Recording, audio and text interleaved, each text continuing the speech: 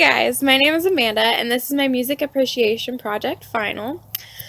So I'm going to share with you a little bit about a jazz concert that I went to and an interview I had with one of the musicians, the saxophonist Dave Simon. So I'm looking forward to that. But on top of that, I wanted to put a little twist on this project and talk about how I think music tells a story and how it helps people to connect around the world, whether it be with friends or family or just complete and total strangers. So I hope you enjoy the ride and this little twist, and let's go ahead and get started.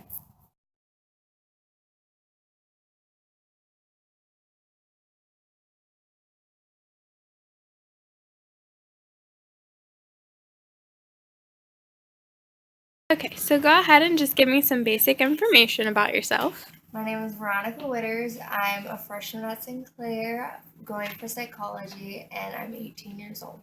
Awesome. Okay, and do you listen to music? I listen to music all the time. Okay, awesome. Can you give me an example of how you think music helps to connect people? I think music helps to connect people by it can bring them together. There's a band I love that's called 21 Pilots, and I've met a lot of people over the internet and in real life through our shared love of them, and a lot of my friends I have met through sharing similar music tastes.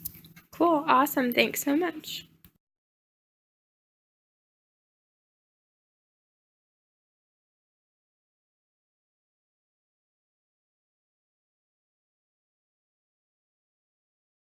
Hi, my name is Olivia and I'm 21 years old. I think music is a big part of life. There's music for every situation. No matter what language you speak or culture you come from, music, you can connect to music. Um, it helps people connect with each other even through different languages. Music has no limitations, it has no boundaries as to how it can affect you. Music just has also helped me in my personal life. Whenever it helps me through every situation, no matter if I'm going through good time, bad time. It really helps me through, especially through the hard times. All I have to do when I'm feeling down, all I have to do is listen to music. It can lift my spirits. Music really connects to our emotions physically. Hey guys, so I thought the best place to share a little bit with you about the interview was by the Christmas tree.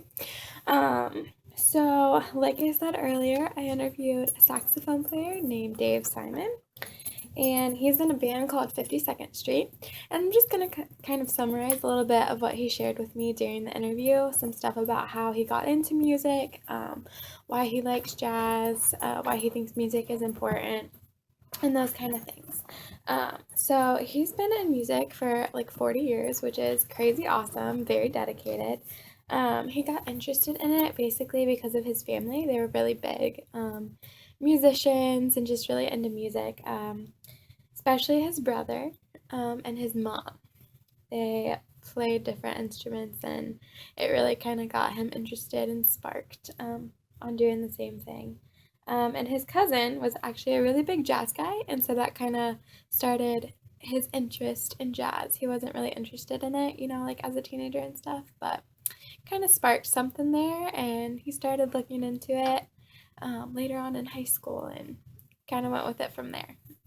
His brother was also a really big jazz influence in his life, and he said that that is kind of the person that he kind of followed in his footsteps, type of thing. So he started music when he was 9. He started off in the orchestra at school, and then in junior high, he got into the guitar because of his brother. And then his mom played the clarinet, and so he got kind of interested in that as well. Um, and he pretty much said that sometimes you choose the instrument and other times the instrument chooses you. The clarinet was not for him, but apparently the saxophone loved him, and thus that is what he stuck with for the most part. He did play the flute for a while as well, and he actually also played the flute a little bit at the concert venue that I went to, which was pretty cool, but he played mostly the saxophone the whole night. For him, music has a lot to do with other people because not only when they do their own music are they trying to like engage people and tell a story, but when they do covers of like the old jazz classics, you know, some Sinatra and stuff like that, they're really trying to bring the history of what those musicians did as well as bringing that contemporary twist and getting people like myself interested in music that we might would think is older and not really for our generation, but it really is. Another really key aspect is the audience. It is crucial for a band to really get connected with their audience because otherwise they wouldn't really have an audience to perform for. So it's really important that they are understanding what emotions you're trying to create and that you're really feeling them and connecting with what they want to feel or what they want to hear, or things like that. He writes and co-writes some of his own music, and it's usually him and one of his like good buddies, and they kind of bounce things around with one another and play around until they find that right sound, the right feel for them that they think is really gonna connect with other people, but also more than anything else, just tell the story that they want to tell.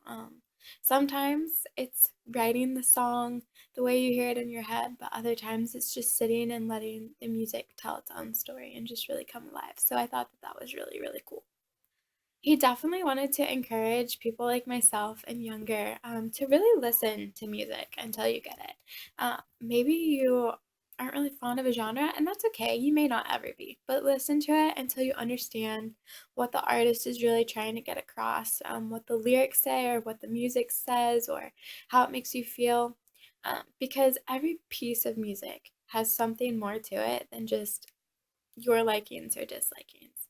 Um, it's definitely trying to make a statement in some way. And so I think it's important that we learn to appreciate all sorts of music, whether or not we really like the genre, but to just at least appreciate the art. Jazz music has a lot of improv.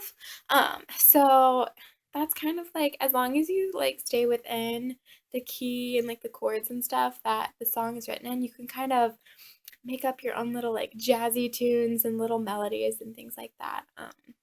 It gives it kind of a more fun and snazzy dancing type of feel. It definitely gives it that bounce when you think of jazz.